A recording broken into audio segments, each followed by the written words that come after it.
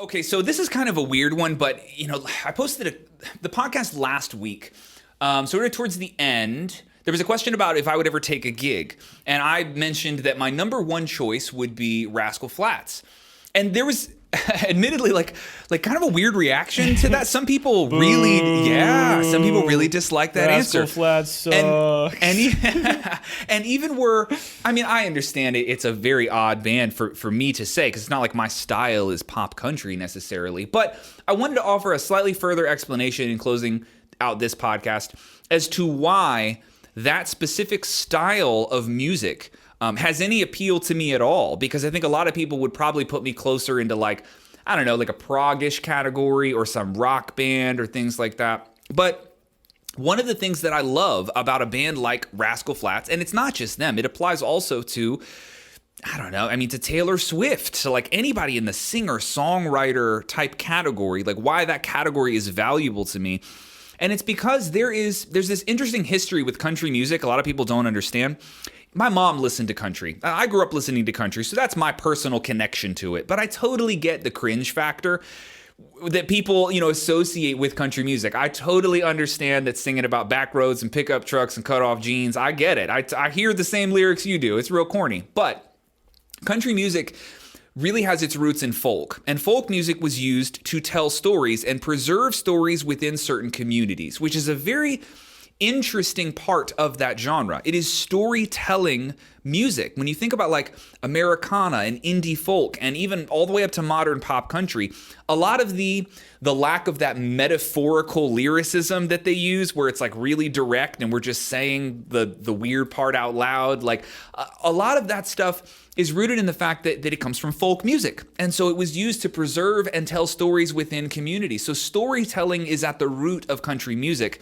And that is one of the things that I love about it, because when I think of a song, the drummer in me, the musician in me, that part is attracted to like the cool guitar riff, to the breakdown, to like the gent rhythms that somebody might come up with. Yes, that stuff is all cool on like a front end tactical level. It's really fun to listen to a song for those moments. But also, if I zoom out in my musical mind, I like seeing somebody take an idea of a theme and say, how can I retell this story so someone understands exactly how I feel? And that requires a lot more depth than just a musical moment. It's not about what rudiment did you use to play this pattern. Like, yes, that stuff sounds dope, but also you're not communicating a tremendous amount of depth. There's not a story behind something like that. So as I step out of drum world, rudiment world, chop world, and I get into what it is that I love about music itself, so much of it is wrapped up in the ability to communicate a story.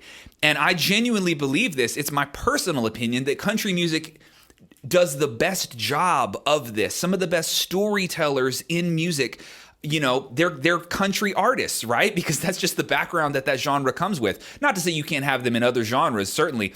Blues is another great example of a storyteller's genre.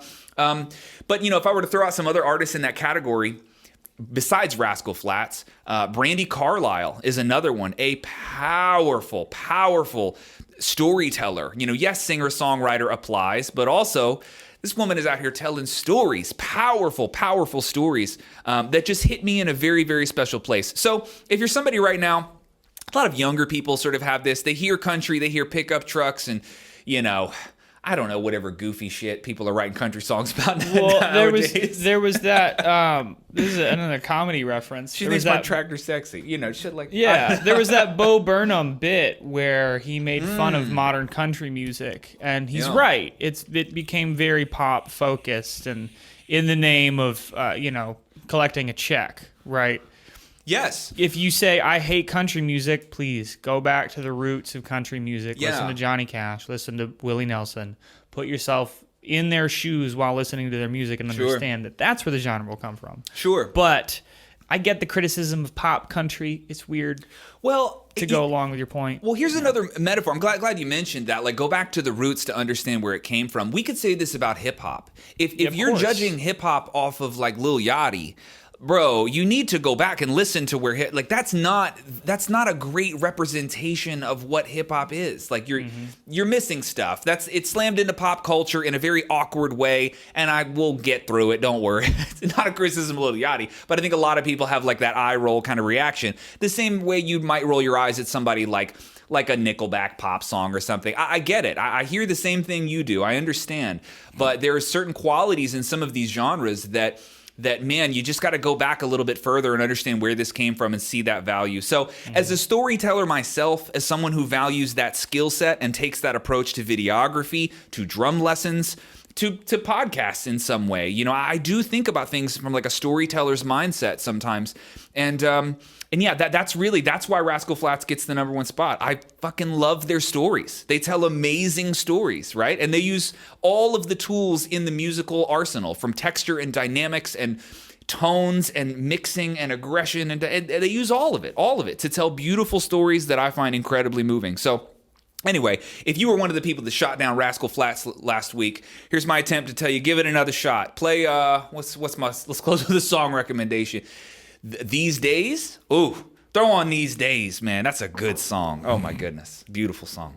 Okay, I'll leave it on that. I'm not going to rant about Rascal Flatts anymore. Shout out Jim Riley. I'm jealous. I want your gig.